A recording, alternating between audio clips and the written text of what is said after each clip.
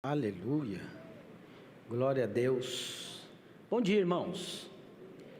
Que bom que estamos aqui hoje juntos, graças a Deus por esse tempo, pela liberdade ainda que limitada de estarmos juntos. E completando o que o Alessandro disse a respeito do Instituto, para quem viu a live do pastor Aloysio ontem, hoje o desafio é cada um dar uma cesta, não é isso? Cada um que pode contribui com uma cesta básica, e a ideia é que você contribua com alguém que você sabe que precisa. Se por acaso você não sabe de alguém que precisa, então traga, fale com o pastor, e o nosso instituto sabe, tem um cadastro grande de pessoas que precisam e são alimentadas, graças a Deus, todos os meses pela compaixão, pelo amor dos irmãos que são tocados por Deus e podem. Ninguém dá o que não tem. E a Bíblia diz que melhor é dar do que receber. Se você está na condição de dar, não se furte de fazê-lo.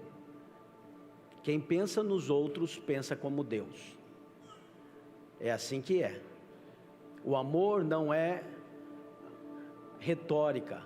O amor é atitude. É sobre o amor que nós vamos falar hoje. Eu te falei nos dias atrás, nos domingos atrás, sobre a fé e a esperança, e tem um texto da palavra, que está em 1 Coríntios, no capítulo 13, que diz: agora pois permanecem a fé, a esperança e o amor, esses três, porém o maior deles é o amor. E hoje reservei um dia de Páscoa, dia em que nós vamos participar da ceia do Senhor juntos, para falarmos do amor, que é o maior dos três. E existe na palavra de Deus muita clareza a respeito do amor, definições, os atributos, as virtudes que fluem do amor. E o texto mais conhecido de todos, que já virou música, muitas músicas, poesia, está em 1 Coríntios, na primeira carta de Paulo aos Coríntios, no capítulo 13, a partir do versículo 1, quando, depois de haver falado dos dons de línguas, dons de profecias, no capítulo 12, Paulo declara que agora vai começar a falar de algo mais excelente. Ele diz: agora passo a falar-vos de algo sobre excelente, mais excelente do que todos os poderes que eu já falei até agora. E ele diz: ainda que eu fale as línguas dos homens e dos anjos, se não tiver amor, serei como bronze que soa e como símbolo que retine. Ainda que eu tenha o dom de profetizar e conheça todos os mistérios e toda a ciência, ainda que eu tenha tamanha fé a ponto de transportar montes, se não tiver amor, nada serei. E ainda que eu distribua todos os meus bens entre os pobres, e ainda que eu entregue o meu próprio corpo para ser queimado, se não tiver amor, nada disso me aproveitará. O amor é paciente, é benigno. O amor não arde em ciúmes, não se ufana, não se ensoberbece, não se conduz inconvenientemente, não procura os seus interesses, não se exaspera, não se ressente do mal, não se alegra com a injustiça, mas regozija-se com a verdade. Tudo sofre, tudo crê, tudo espera, tudo suporta. O amor jamais acaba. Senhor, nessa manhã, enche o nosso coração de clareza e revelação de quem o Senhor é, do amor do Senhor por nós. Abrimos o nosso coração essa manhã para receber a verdade do Evangelho em Cristo Jesus, e declaramos que o Teu Espírito tem liberdade para agir em nós e através de nós, hoje, em nome de Jesus. Alguém pode dizer amém? Amém. Veja, esse texto já virou, como eu disse, música, e uma das músicas mais conhecidas, mais antigas, do Renato Russo. Ele usou uma música, esse texto, como parte de uma música dele, por isso ficou bem conhecida dos jovens na época no Brasil. E desde que o mundo existe, o amor nunca saiu de moda. É tema dos maiores filmes, é tema de poesia, é tema das maiores histórias, contos de fada, toda uma história, ou quase todas as histórias boas, envolvem amor. Contudo, o conceito do amor se perdeu para grande parte das pessoas. Para muitos, o amor é um sentimento subjetivo, genérico, definido pela pessoa que ama. Então, o amor é definido a sabor da pessoa que imagina amar, ou que pretende amar. Aquilo que muitos chamam de religião, que é o cristianismo, no entendimento da maioria, uma religião, na verdade, não é religião. Religião é tudo que o homem pode fazer para chegar a Deus. Contudo, o cristianismo é a respeito do que Deus fez para chegar ao homem. O cristianismo verdadeiro é a maior história de amor do universo. A maior história já contada em todos os tempos, em todas as eras, é o amor de um Deus todo-poderoso que criou o homem em amor, e tendo o homem decidido se distanciar dele, esse mesmo Deus de amor continua no seu amor, então vem e resgata o homem da perdição, dos caminhos tortuosos, das veredas equivocadas que o homem se meteu. E essa é a história que a Bíblia conta. Se você ainda não leu toda a Bíblia, eu estou te dando o resumo dela. Esse é o resumo de Gênesis a Apocalipse. E a intensidade desse amor, ela é descrita em várias passagens da Bíblia, de diversas formas, e é lá que você encontra. Porque na verdade, ainda que muitos estejam definindo amor, cada um segundo o seu próprio entendimento, existe uma verdade a respeito do amor, uma verdade.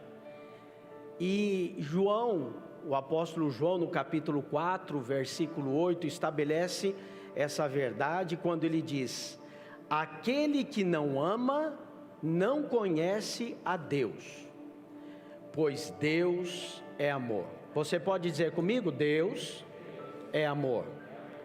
João define a identidade de Deus. Deus não tem amor. Deus não simplesmente pode dar amor. João define Deus dizendo: Deus é amor. E ele continua dizendo: nisto se manifestou o amor de Deus por nós. Deus é amor e manifestou o amor dele por nós, em haver Deus enviado o seu Filho unigênito ao mundo, para vivermos por meio dele. Veja, o amor de Deus, ele é manifesto ao mundo com um ato, com uma atitude. Deus virou gente, e esse ato, essa atitude, prova o amor de Deus pelos homens. Tão grande foi esse amor que muitas afirmações são feitas para que você tenha um parâmetro do amor, para que você não avalie amor e não menospreze o amor, para que você não minimize o poder do amor. A Bíblia diz em João 15:13: ninguém tem maior amor do que este. Qual é o amor? De dar a sua própria vida em favor dos seus amigos. Esse é o amor. Dar a sua própria vida em favor dos amigos. Mas esse é o Evangelho. Eu sei que vivemos em tempos em que as pessoas gostam de pregar muitas coisas, principalmente autoajuda nos púlpitos, mas aqui não é lugar de autoajuda, ainda que ela seja boa em muitos lugares. Aqui é lugar de dizer: assim diz o Senhor. Aqui é lugar de dizer está escrito, e o que está escrito em João 3,16 é: porque Deus amou o mundo de tal maneira, Ele amou o mundo tanto, que Ele deu seu Filho unigênito, para que todo aquele que nele crê não pereça, mas tenha a vida eterna.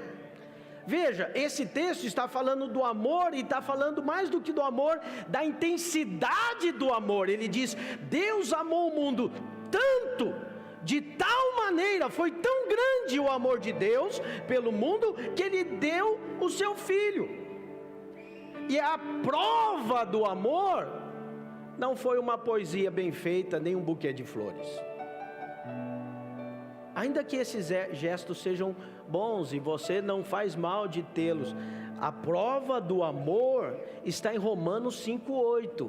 Mas Deus prova o seu próprio amor para conosco, pelo fato de ter Cristo morrido na cruz por nós, sendo nós ainda pecadores. A prova que Deus te ama já aconteceu, é a morte de Cristo. Em toda a Bíblia nós vemos narrada a morte, a ressurreição e a salvação do Messias que viria. Alguém esses dias perguntou na live como as pessoas se convertiam antes de Cristo. Da mesma maneira que você que se converte depois de Cristo. A diferença é que eles criam no Messias que viria. Aqueles que andaram com Cristo precisavam crer que Cristo estava lá, o Verbo se fez carne. E nós que viemos depois de Cristo, nós cremos no Cristo que já morreu e ressuscitou. Amém, irmãos? Quando foi feita a promessa? Em Adão. Quando Eva pecou, Deus falou: vai nascer o filho da mulher, vai pisar na cabeça da serpente. A promessa foi liberada e Adão creu. Por isso que a Bíblia diz que ele colocou o nome da mulher de Eva, que quer dizer vida. Ele diz: viveremos e não morreremos. Então avalia como em toda a Bíblia nós vemos de diversas formas o amor de Deus aos homens sendo narrados. No Velho Testamento, e o Velho Testamento ela mostra Cristo para aqueles que têm pelo Espírito discernimento das coisas, que tipificam aquilo que virá. Então, algumas pessoas leem e não compreendem porque está ali, mas existe a figura de Cristo desde Gênesis até Apocalipse em todo o Evangelho. Em toda a Bíblia pode ser vista. E na lei de Moisés existia uma parte da lei que dizia que quando a mulher ela fizesse um voto, prometesse algo e o esposo dela não concordasse, ele tinha autoridade para desfazer o voto que ela havia feito, e então nada lhe seria obrigado, ela ficaria dispensada daquele voto, desobrigada de cumprir o que votou, porque o esposo não confirmou. Mas a lei diz que se o esposo, vendo a mulher votar, não se opusesse, ficasse calado ou concordasse, o voto valia. E se por acaso acontecesse do voto ser quebrado pela esposa ou por ele seria responsável. O esposo teria que responder. Números 30, versículo 13, vou ler um pedaço da lei para você entender, depois você lê todo lá na sua casa. Todo voto e todo juramento com que ela se obrigou para afligir a sua alma, seu marido pode confirmar ou anular. Porém, se o seu marido, dia após dia, se calar para com ela, então confirma todos os votos dela e tudo aquilo a que ela se obrigou. Portanto, se calou para com ela no dia em que o soube. Porém, se lhos anular, depois de os ter ouvido, responderá pela obrigação dela. Veja, era assim na lei. O esposo respondia pelo voto quebrado. Você sabe que Paulo trata do povo do Senhor e ele trata da igreja, e uma das figuras de linguagem que Paulo usa é o casamento, e ele diz, grande é esse mistério, quando ele fala do marido e da esposa, e depois ele diz, bom, não estou falando do marido e da esposa, eu estou falando de Cristo. E em diversas partes da Bíblia, Cristo é exemplificado como noivo, e o seu povo, a igreja, como a noiva.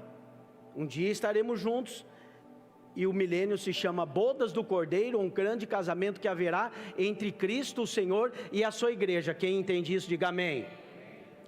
Então, quando o povo de Deus, diante de Moisés, quando ele havia descido do Monte Sinai, fez um voto, fez um compromisso, fez um juramento, que está lá em Êxodo capítulo 19, versículo 7, veja o que o povo diz.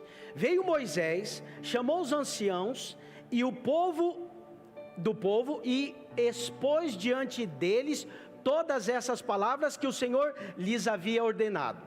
Então o povo respondeu a uma, todos juntos responderam, tudo o que o Senhor falou, faremos. Moisés dá a lei, vem com a lei, os mandamentos, e o povo faz um compromisso. Tudo que o Senhor falou, nós faremos. E a Bíblia diz, e Moisés relatou ao Senhor as palavras do povo. O povo diz que vai fazer. O povo fez um compromisso.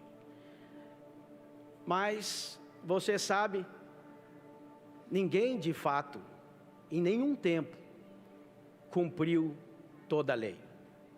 E a própria lei diz que se você cair num dos mandamentos, você deixar de cumprir um dos mandamentos, você deixou de cumprir todos.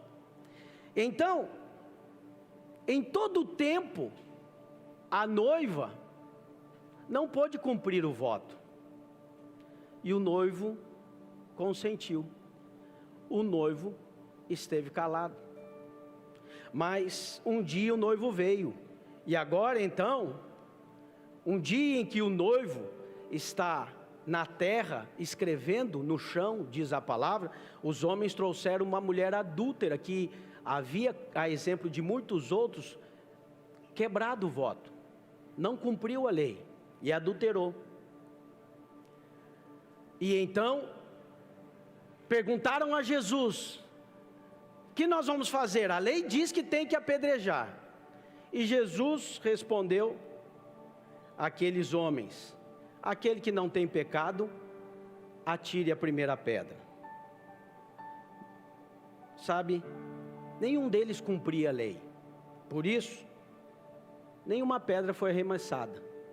A Bíblia diz que dos mais velhos até os mais novos foram indo embora, porque todos tinham consciência do voto quebrado.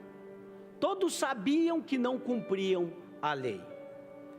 E então Jesus ergue os olhos e diz a palavra que, não vendo mais ninguém ali, além da mulher, ele pergunta, e isso está narrado em João capítulo 8, versículo 10, pergunta a mulher, mulher, onde estão aqueles teus acusadores? Ninguém te condenou? Respondeu ela, ninguém, Senhor. Então lhe disse Jesus, nem eu tampouco te condeno, vai e não peques mais. Veja, depois de confrontar todos os acusadores daquela mulher, e Jesus confronta com a própria consciência deles, o que nós podemos entender desse momento? Jesus era o único naquele lugar que poderia tirar a pedra. O único que não tinha pecado. Mas o único que não tinha pecado e poderia tirar a pedra, disse, eu não te condeno. Porque a palavra de Deus diz que ele não veio para que julgasse o mundo, mas para que o mundo fosse salvo por ele. Ele não estava ali para julgar a mulher adúltera, mas sim para salvar. Todavia, quero fazer uma pergunta para vocês. Aqueles homens tinham ou não tinham autoridade para apedrejar aquela mulher? Tinham ou não tinham autoridade? Claro que tinham. Eles tinham a autoridade da lei de Moisés. Não era eles. Era a lei de Moisés que determinava: tem que morrer. Então veja, alguém poderia dizer que Jesus não cumpriu a lei, porque se a lei diz que tem que morrer, e então Jesus agora livrou a mulher da morte, livrou de ser apedrejada, então a lei não vai ser cumprida. Mas a verdade é que quando Jesus olha para aquela mulher, fitando os olhos nela, dizendo: eu não te condeno, Ele não está dizendo: o seu pecado vai passar batido. Ele não está dizendo: vai ficar impune. O que Ele está dizendo é: eu vou pagar no seu lugar. Não precisa, eu pago. Você votou, você é esposa, eu sou noivo, eu sou responsável, eu assumo a minha responsabilidade, eu vou pagar no seu lugar. Você está entendendo? Essa é a história. Essa é a grande história de amor do universo. Essa é a maior história que você pode entender, é a maior história do universo, e você pode entender que é a sua história. A clareza do Evangelho na sua vida se dá quando você se enxerga em Cristo, quando você reconhece que não cumpriu o voto. Por isso que muitas pessoas, quando dizem igreja é lugar de gente que fez tudo errado na vida, depois vai para a igreja. Pois é, aqui mesmo que é o lugar, porque Jesus disse: os sãos não precisam de médicos, os doentes precisam.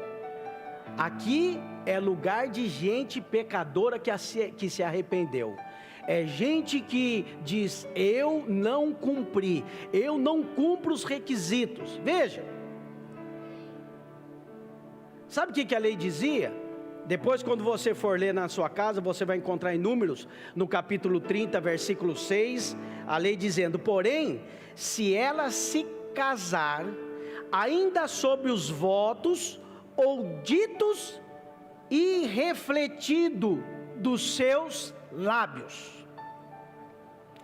Olha o que a lei diz: existem votos e existem ditos, palavras que são ditas e refletidas, sem refletir. Falou sem pensar, falou, mas não sabe o que falou. Na cruz do Calvário, não sei se você sabe, mas as palavras do noivo responsável, sabe quais foram? Pai, perdoa-lhes, porque eles não sabem o que fazem. São palavras irrefletidas, são coisas que eles não sabem. Perdoa-lhes, porque eles não sabem o que fazem. Nós precisamos hoje ter clareza da consistência do amor que nós recebemos, como nós recebemos o amor de Deus e como nós vivemos esse verdadeiro amor. Sabe, o amor esfria, e a Bíblia diz que a maneira do amor se esfriar é pela iniquidade. Mateus capítulo 24, 12 diz: e por se multiplicar a iniquidade, o amor se esfriará de quase todos. Eu já expliquei uma vez aqui, não vou agora entrar em detalhes, mas você se lembra que iniquidade é ser diferente, não igual. Iniquidade é a diferença do homem com Deus. Deus te criou para ser a imagem dele mesmo. A iniquidade tira os atributos de Deus e a santidade de Deus do homem. Por isso está escrito que todos pecaram e destituídos estão, foram tirados da glória de Deus. Você entende iniquidade? E essa iniquidade, essa separação, esse distanciamento de Deus é que faz o amor esfriar. Por quê? quanto mais distante de Deus nós estamos, menos amor nós teremos, porque Ele é a fonte. Ele é a fonte do amor. Não é Hollywood com seus filmes apaixonantes. Nem mesmo o seu casamento é fonte de amor. O dia que você entender que você não é fonte de coisa alguma, que não há bem em você, a sua vida começa a melhorar, que você começa a olhar para Cristo, que é a fonte de todas as coisas na sua vida, em tudo que você tem, em tudo que você é. Então, quando nós entendemos que Ele é a fonte, nós entendemos que primeiro Ele nos amou. É de lá que vem. 1 João 4,10 diz: nisso consiste o amor. Qual que é a consistência do amor? Como que é o amor? Qual que é a consistência? No que consiste o amor? Não em que nós tenhamos amado a Deus, mas em que Ele nos amou e enviou o Seu Filho como propiciação para os nossos pecados. Infelizmente, alguns ainda vêm à igreja, aos templos, aos tabernáculos, vêm diante do Senhor para, num esforço, expressar algo de si para Deus. Mas deixa eu dizer para você, ninguém tem nada se do alto não lhe for dado, diz a palavra. Você, na verdade, não pode dar a Deus. Pastor, alguém pode dizer, mas nós não amamos a Deus? Sim, 1 João 4,19 diz, nós amamos porque Ele nos amou primeiro. Por que você acha que você ama a sua mãe? Porque ela te amou primeiro.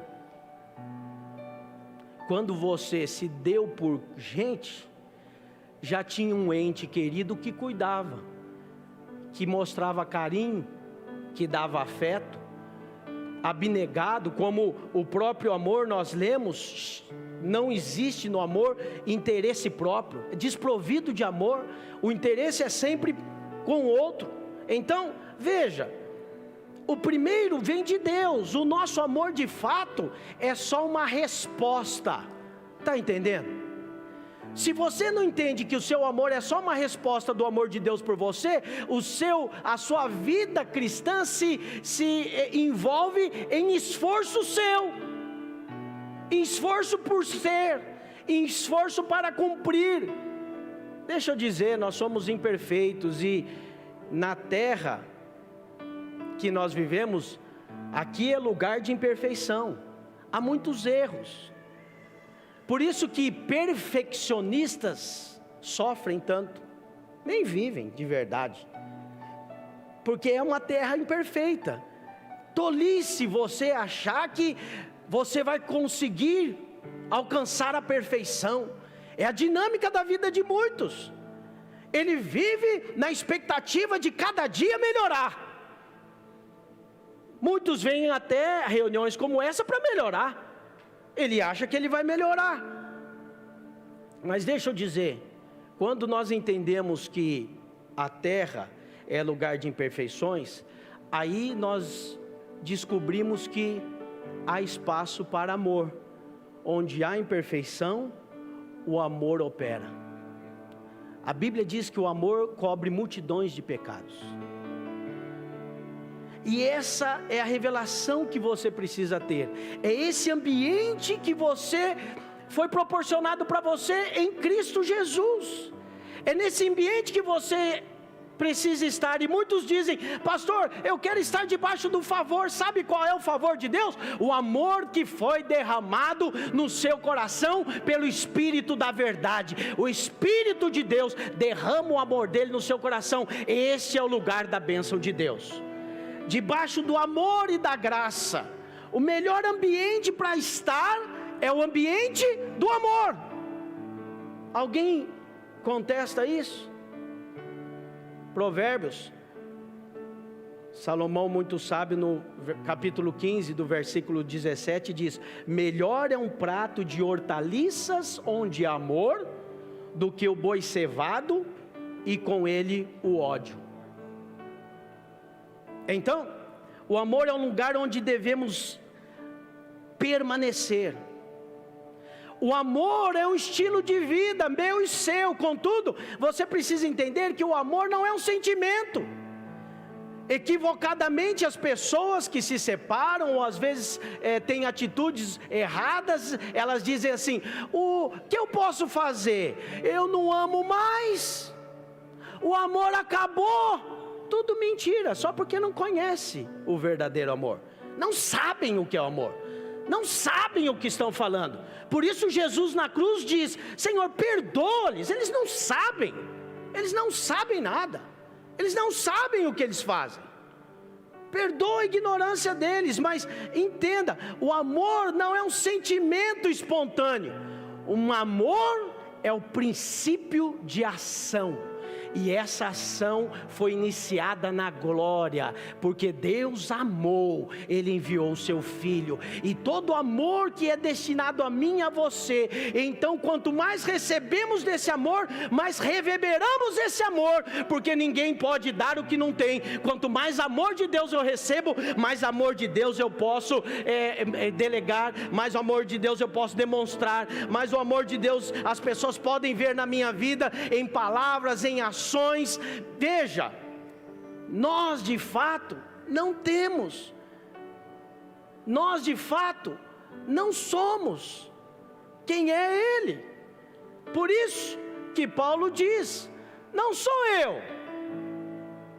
eu mais que vivo, é Cristo que vive em mim.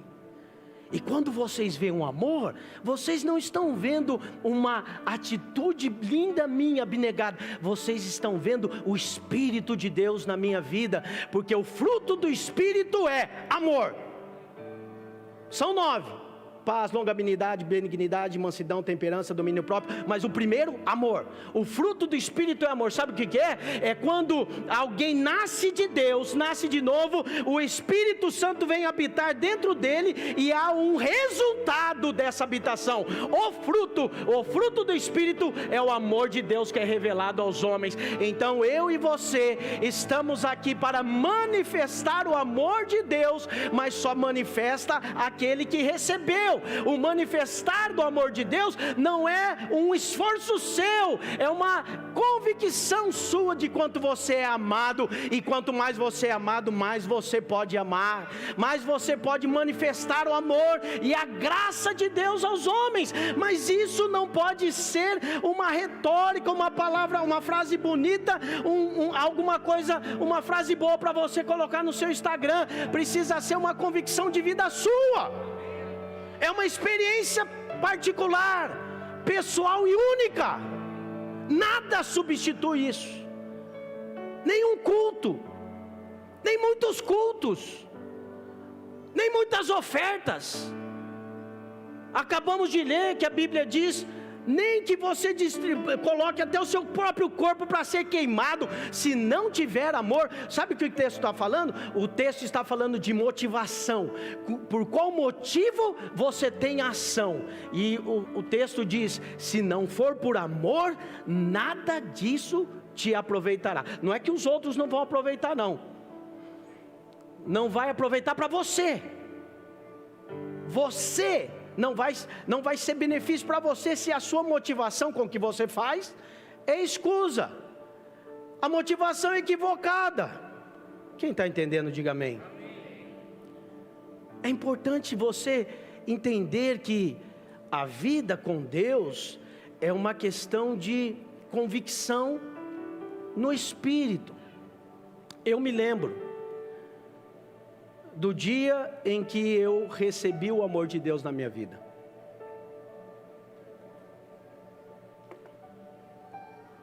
Com mais ou menos, já contei aqui para os irmãos, mais ou menos 10, 11 anos de idade, participando da nossa igreja lá em São Paulo, que era uma igreja muito pentecostal, e eu via as pessoas orando, expulsando demônios, mas via também pessoas chorando, alegria, na presença do Senhor. E um dia me ocorreu que aquilo, não sei de onde veio, deve ter sido do inferno, que era só sentimentalismo. E aí eu pensei, isso aí é porque toca música, a pessoa fica emocionada, chora, estão chorando tudo de emoção. Eu, como nasci nesse ambiente, filho de pastor, sei tudo como funciona. Não tinha 12 anos de idade ainda, devia ter 10 ou 11.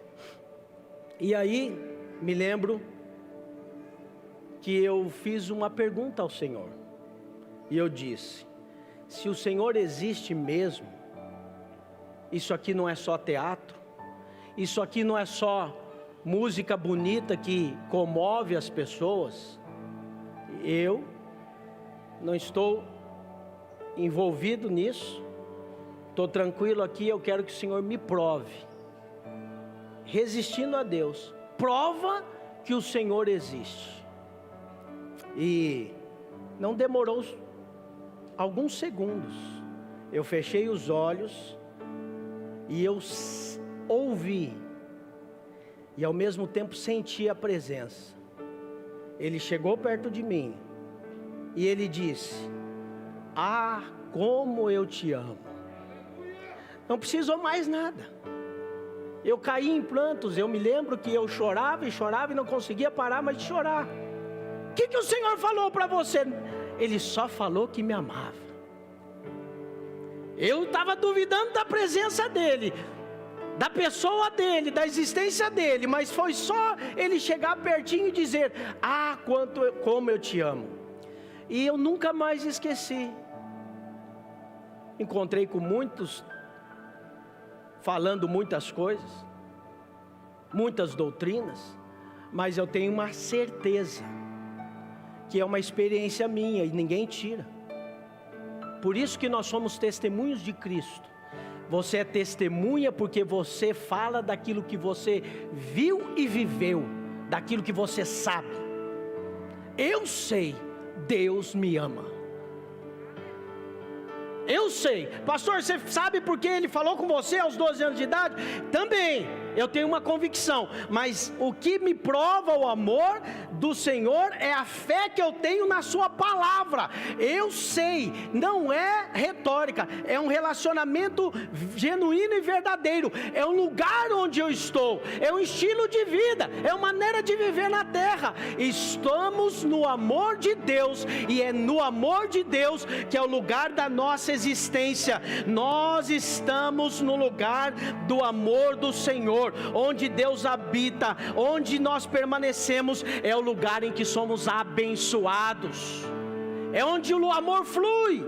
João 15:9 diz: porque como o Pai me amou, também eu vos amei. Jesus disse: permanecei no meu amor. Jesus disse: fiquem no meu amor, não saiam do meu amor, não percam a consciência do meu amor, não deem palavras, não deem ouvidos para as outras coisas, ainda que as situações fiquem difíceis, permaneçam no meu amor. E aí, Romanos explica essa dinâmica. Pastor, como que eu vou fazer isso? Como que eu permaneço no amor? Ele diz, Romanos 5:5, ora, a esperança não confunde. Por quê? Aqueles que recebem o amor de Deus não podem ser confundidos, porque o amor de Deus é derramado em nosso coração pelo Espírito Santo que nos foi dado. Porque quando nós éramos fracos, Cristo morreu a seu tempo pelos ímpios. E ele explica, ele diz: dificilmente alguém morreria pelo justo, por alguém que é muito bom, mas até poderia ser que alguém morresse, mas pelo ímpio, por aquele que está todo errado, por aquele que não tem mérito, não. O Senhor morreu por mim e por você, sendo eu e você pecador. Mas tem gente que insiste em dizer que o seu pecado hoje está te atrapalhando. pois o seu pecado, quando você não era filho de Deus, não foi impedimento para Deus chegar até você. Agora que você é filho, Ele começou a atrapalhar, Ele começou a distanciar você de Deus. Essa é a mentira. Deixa eu dizer para você, o seu pecado já foi cravado na cruz do Calvário. O que te aproxima de Deus não é a convicção de que você precisa ser salvo mais. O que te aproxima de Deus agora é o amor de Deus que nos constrange. O amor de Deus, o caminho da salvação é o amor de Deus por mim e por você. E uma vez que nós recebemos esse amor, algumas pessoas, sem ter revelação do amor, dizem: pastor, mas agora ficou fácil, agora que eu nasci de novo, então já que eu não perco a salvação, então eu posso fazer qualquer coisa, eu posso pecar o quanto eu quiser, já que a minha salvação está garantida. Não sabem nada sobre novo nascimento, não conhecem o novo nascimento, julgam que nascer de novo é como simplesmente só tomar um banho de piscina. Mas quando alguém nasce de novo, o Espírito do próprio Deus entra dentro dele. E aí, uma vez que ele nasceu de novo, esse Espírito se torna a vida dele. E como eu disse, começa a dar fruto. E o fruto é amor, é paz, é alegria.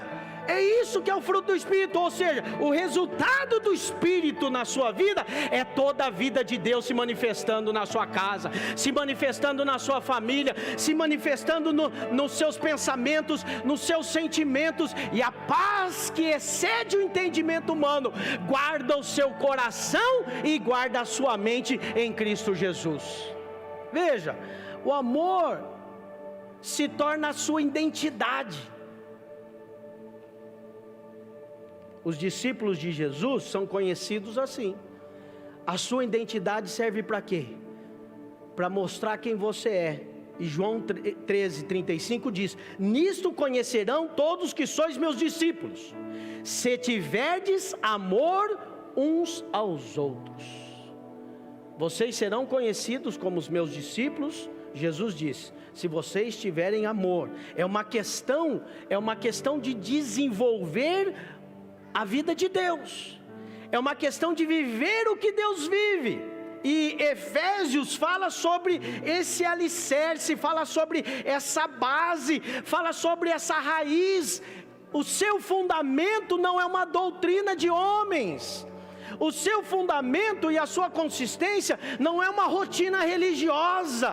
O seu fundamento é a fé no quê? E assim habite Cristo no vosso coração pela fé. Como que Ele habita pela fé? Estando vós arraigados e alicerçados em amor. Sabe o que é arraigado? Com as raízes bem profundas. Isso é estar arraigado. Alicerçado é estar firme. Existe um alicerce. Não é qualquer coisa que pode balançar. Na verdade, nada pode tirar. A fim de poder descompreender. Quando você está arraigado, quando você tem esse alicerce, você tem a certeza pessoal: Deus me ama, eu sou filho amado, eu nasci de Deus, Deus já provou o seu amor para comigo, eu sou amado. Aí você pode compreender com todos os santos qual é a largura, o comprimento, a altura, a profundidade, e conhecer o amor de Cristo, que excede o entendimento humano, para que sejais tomados de toda a plenitude de Deus. A plenitude da vida de Deus na sua vida consiste na revelação do quanto você é amado. O quanto você é amado. Então, eu acredito que faz um grande desserviço para o Evangelho aqueles que sobem em púlpitos para apontar o seu pecado. Pastor, não existe pecado? Não, existe. Você já conhece, não precisa de eu falar. O diabo está lá para te avisar deles todos os dias. E às vezes a sua esposa ou seu marido ajuda. Seu amigo de trabalho, seu irmão. É ou não é? Então, a verdade é que você não precisa ter consciência do pecado.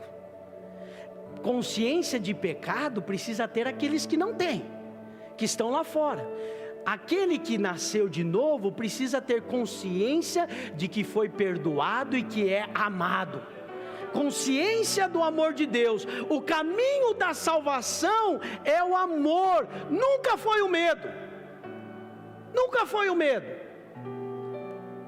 João 3,16 diz: porque Deus amou. Porque Deus amou o mundo é que Ele salvou. Porque Deus amou o mundo de tal maneira, amou tanto. Veja, o caminho da salvação é o amor. E aí, alguém pode dizer que as pessoas precisam sentir medo. Pastor, tem gente que só vem pela dor, é assim mesmo. Tem que passar apertado. É assim que as pessoas chegam a Deus. Veja, falam isso porque não tem clareza dos caminhos de Deus. Tudo bem que as pessoas podem e devem recorrer a Deus quando estão necessitadas, e faziam assim com Jesus, mas a maneira com que Deus salva, o caminho da salvação, nunca foi a coação e o medo, sempre o amor. E Romanos capítulo 2, versículo 4 diz: ou desprezas a riqueza da bondade e tolerância e longanimidade, ignorando que a bondade de Deus é que te conduz ao arrependimento. O que te conduz ao arrependimento não é a sua boa noção de quem você é. O que conduz você ao arrependimento é a bondade de Deus que chegou no seu coração. É o amor de Deus que é manifesto. E a Bíblia diz que o amor de Deus nos constrange. O amor de Cristo por nós sempre nos coloca em uma posição abençoada, e sempre haverá recompensa para aqueles que amam. Jesus falou em Marcos 10, 29, ele diz: em verdade vos digo que não há ninguém que tenha deixado casa, ou irmão, ou irmãs, ou mãe, ou pai, ou filhos, ou campos, por amor a mim e por amor ao Evangelho, que não receba já no presente o cêntuplo de casas, irmãos. Ou seja, vai ter recompensa nesse tempo. Aqueles que por amor a Cristo e ao amor ao Evangelho, eles deixam as coisas, as suas prioridades. Veja, não está falando de coisa supérflua, não está falando de coisas fúteis, está falando de mãe, pai, filhos, campos, bens, pessoas que abrem mão disso por amor a Cristo, colocam isso em segundo lugar e dizem: primeiro na minha vida é o Senhor, Ele é o amado da minha vida. E aí, o amor é estabelecido quando Jesus surpreende mais uma vez, porque as pessoas amam aqueles que lhes amam, os parentes, os amigos, mas Jesus disse, Lucas 6, amai porém os vossos inimigos. Ame o inimigo, fazei o bem, emprestai sem esperar nenhuma paga, será grande o vosso galardão. O amor manifesto sempre traz para a sua vida recompensa.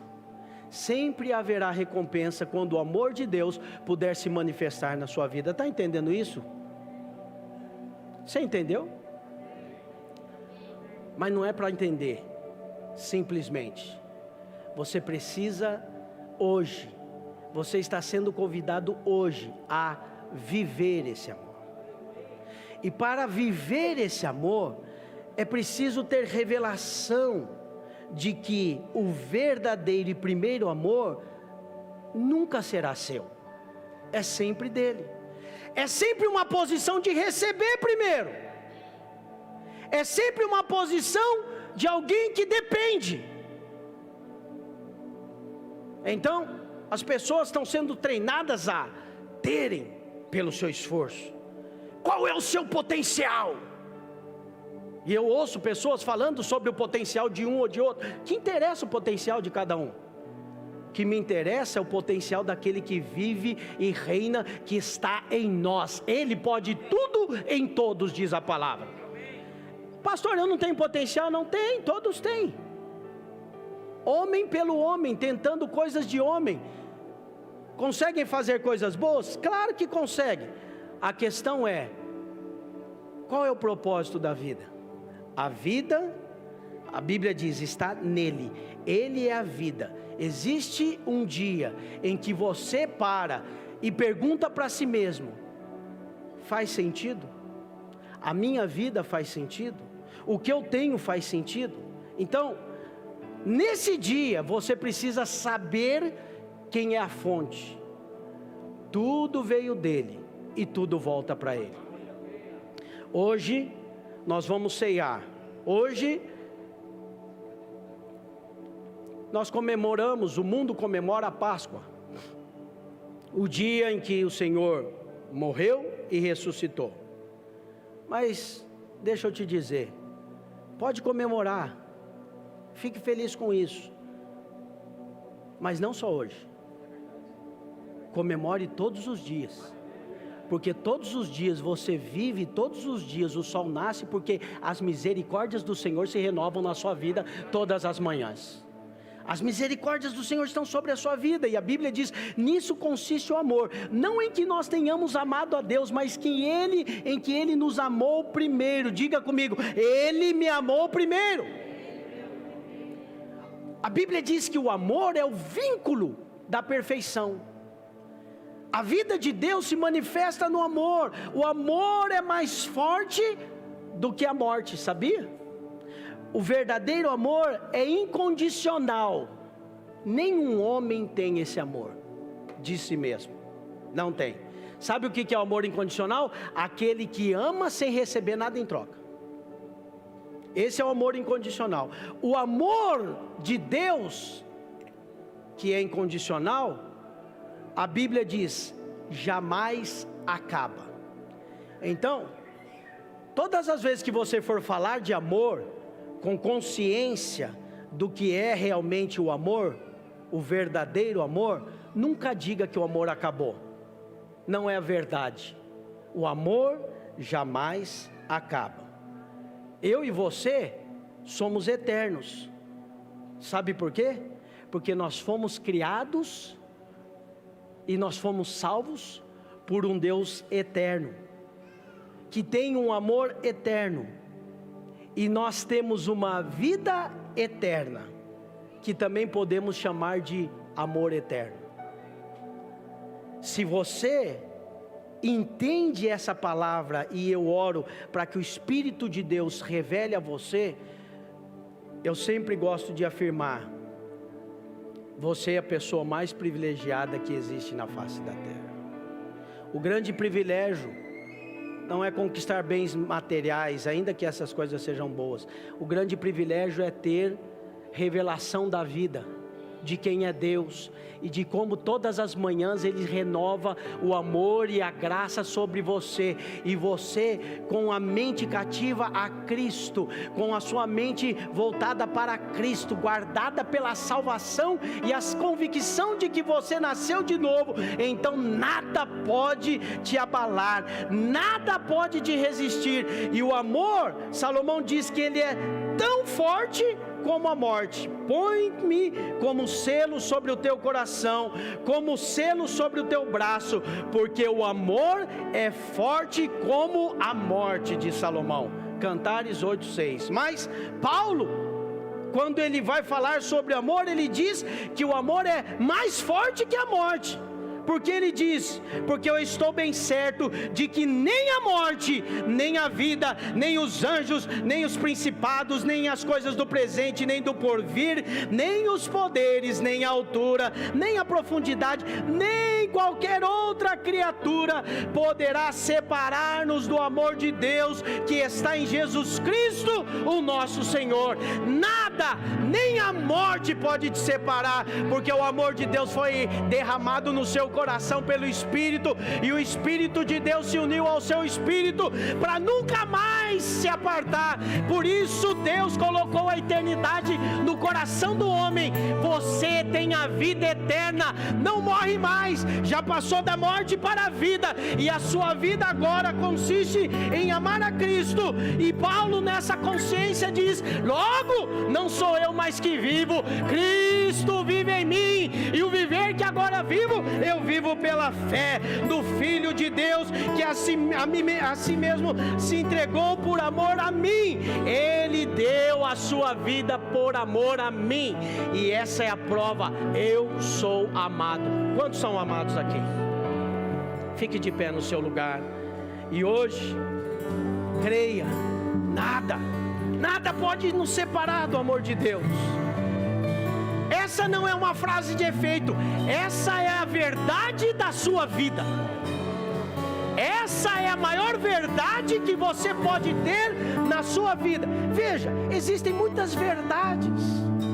Há verdades naturais, como 2 mais 2 é 4, é uma verdade da matemática, mas essa não é uma verdade viva. A verdade viva você tem na palavra de Deus, e a verdade viva é que Deus já provou. Senhor, quando que o Senhor vai provar o seu amor? Não, Ele não vai provar. Ele já provou o amor dele por você. Ele já te resgatou da morte e das trevas, e hoje você tem vida, porque você foi tirado das trevas e transportado para o reino do Filho do seu amor. Você é amado. Feche os seus olhos nessa hora, e agora enche o seu coração de convicção. Deixe essa palavra ser germinada num terreno fértil, e diga: Senhor, da sua maneira, do seu jeito, sim, eu concordo com essa palavra.